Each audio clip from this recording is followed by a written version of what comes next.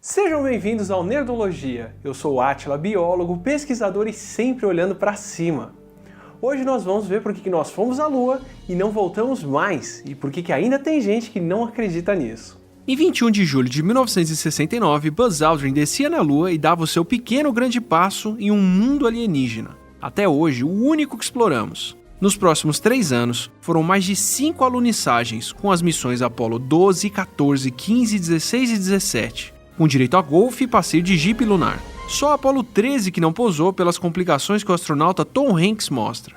Mas isso não impediu que anos depois um livro questionando os pousos fosse apoiado por grupos com tanta credibilidade como a Sociedade da Terra Plana. Sociedade que comprou a ideia e acusou a NASA de ter forjado as cenas do pouso com script do Arthur C. Clarke, direção do Stanley Kubrick e patrocínio da Disney. Isso não era um programa espacial, isso era um Dream Team cinematográfico. Imagine se isso tivesse sido dirigido pelo Michael Bay, o que não teriam encontrado na Lua. E o show todo do Kubrick teria sido feito para impressionar os soviéticos, já que ir à Lua seria impossível por causa de dificuldades técnicas. E as provas, ou melhor, os argumentos, quase não consistem em apontar quais as dificuldades, mas sim apontar as falhas de encenação, como se uma simulação capaz de enganar os soviéticos que acompanhavam de perto o programa espacial americano fosse errar em detalhes fáceis de apontar. Como Phil Plait conta em Bad Astronomy, boa parte dos argumentos vem da falta de noção de como a física é diferente fora da Terra. Por exemplo, o argumento de que os propulsores deveriam ter expulsado toda a poeira de debaixo do módulo lunar. Isso só aconteceria em um lugar com atmosfera para fazer vento. Como a Lua não tem atmosfera, não tem ar para ser deslocado e empurrar a poeira. Outros argumentos ignoram o quanto a Lua reflete de luz nas fotos. Dizem que sem atmosfera, mesmo de dia, o céu lunar deveria estar cheio de estrelas. Mas a exposição das câmeras era regulada para captar bem os astronautas, com um traje branco que reflete bastante luz. Do mesmo jeito que em fotos tiradas de noite aqui na Terra, quando tem algo brilhante como uma fogueira ou fogos, não vemos as estrelas. E o solo lunar é irregular e gera sombras em direções variadas, como o Mythbuster já mostrou num episódio excelente. E também reflete a luz, que gera sombras que não são completamente escuras. Tem uma série de outros argumentos, mas nenhum deles responde como temos mais de 380 quilos de rochas lunares trazidas pelos astronautas, que foram distribuídas e testadas por laboratórios do mundo todo, além das fotos dos locais de pouso com marcas lá na Lua tiradas pela LRO, e além dos retrorefletores, espelhos deixados na Lua pelos astronautas que são usados para medir a distância entre a Lua e a Terra pelo tempo que um laser disparado daqui demora para refletir lá e ser captado de volta. Quase qualquer observatório da Terra pode disparar um laser e fazer o mesmo teste. Questionar por que não voltamos mais desde 1972 ignora que o maior objetivo da exploração espacial não era bem conhecer a Lua.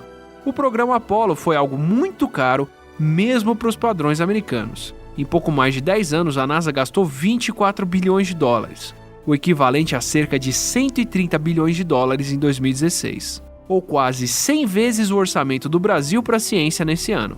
Mas os Estados Unidos e a União Soviética não investiram tanto tempo e recursos só para descobrir se a Lua foi feita de queijo. A tecnologia da corrida espacial era uma forma das duas potências disputarem a superioridade militar, justo quando a disputa de armas nucleares estava entre quem teria condições de mandar mísseis para o outro lado do mundo em foguetes. A Saturn V era basicamente um tanque de combustível com astronautas na ponta. O recado era simples, era só trocar eles por uma ogiva termonuclear.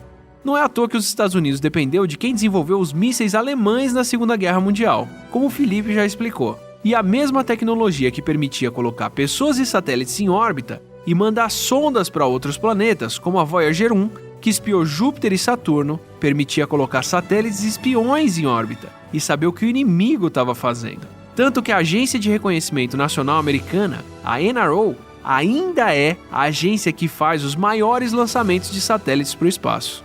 Quanto ao que leva alguém a ainda acreditar que não fomos à Lua, quem está em dúvida pode até se convencer com as provas. Mas alguém que já se convenceu de verdade que não fomos, não vai ser convertido com argumentos razoáveis. Apresentar informações que questionam diretamente o que alguém acredita, na maioria das vezes, não faz a pessoa reconsiderar o que pensa. Como Jonathan Haidt conta em The Righteous Mind, razões são importantes, mas a intuição e as emoções são quem faz a maior parte da tomada de decisão. Como ser contra a união de pessoas do mesmo sexo ou entre negros e brancos? É uma decisão primeiro emocional que depois é justificada com motivos racionais, já que quase nunca afeta diretamente quem pensa isso. E quanto mais carregada a decisão, quando contradiz a emoção, a razão geralmente perde. Basta ver o que aconteceu no jogo de futebol americano entre os times de Dartmouth e Princeton em 1951. Depois de um jogo especialmente violento, pesquisadores das duas universidades repararam que os jornais de cada campus acusavam o time adversário de ter sido mais violento, com a versão própria da verdade. Apesar de terem visto o mesmo jogo, os torcedores de cada time reparavam muito mais nas evidências de faltas do time adversário do que nas falhas do próprio. E mesmo passando um vídeo do jogo, cada um escolhia ver os fatos mais convenientes. Nem sempre a conclusão que podemos tirar de fatos científicos é objetiva, mas algumas vezes, como no caso do pouso na Lua, ela existe, ou fomos ou não fomos. Só que quando alguém que nega que pousamos na Lua examina as fotos ou vídeos, não repara nas inúmeras evidências a favor, mas sim escolhe seletivamente aquelas que defendem a sua ideia. E com a internet, encontrar meias verdades que defendem uma ideia errada não é nada difícil. Não importam rochas lunares, nem o fato de que qualquer um com um smartphone pode usar o sinal de GPS emitido por satélites colocados em órbita com a mesma tecnologia que botou o Buzz Aldrin na Lua. Ao invés de se empolgar com a capacidade do ser humano de criar, descobrir e explorar, ainda tem quem prefere se fechar aos fatos e criar a própria realidade. E para quem já começou no caminho torto, buscar informação errada só leva para mais longe do destino. Nesse episódio, 2 livros citados, o Bad Astronomy do Phil Plait, que tem um blog e um livro com o mesmo nome. O livro é meio que uma coletânea dos textos do blog muito legais sobre boatos astronômicos, como o tamanho da Lua, e dúvidas como por que as estrelas cintilam. Eu li o blog e gosto bastante. E o The Righteous Mind, do Jonathan Haidt, um livro muito bom sobre o que nos leva a tomar decisões morais e o papel dos valores que a gente tem, de políticos a religiosos. Recomendo demais. No episódio passado, o Rafael, o Jonathan e mais um monte de gente perguntaram por que algumas pessoas não lembram de nenhum sonho. A maioria das pessoas não lembram da maioria dos sonhos, e a explicação que eu acho mais legal é a hipótese de que a gente apaga os sonhos para eles não influenciarem as nossas memórias. Imagina, por exemplo, se você sonha que o seu companheiro ou companheira te traiu e depois não sabe dizer se isso foi sonho ou se foi uma memória de verdade. Por isso que se você quiser lembrar dos sonhos, escreve logo depois de acordar. Já o Eduardo Barbalho perguntou a explicação para os sonhos premonitórios. Isso é um misto de grandes números e viés de confirmação. Grandes números porque tem tanta gente sonhando todo dia com acidente de carro, avião e outras coisas, que alguém vai ter sonhado logo antes de um evento real. E entre os milhares de sonhos que nós tivemos a vida toda, a gente tende a lembrar mais daqueles que se tornam verdade. Então tá aí o viés de confirmação. E esquece a maioria que deu errado. E Irineu, movimento rápido dos olhos porque os músculos dos olhos são alguns dos únicos músculos que continuam ativos mesmo durante o sono.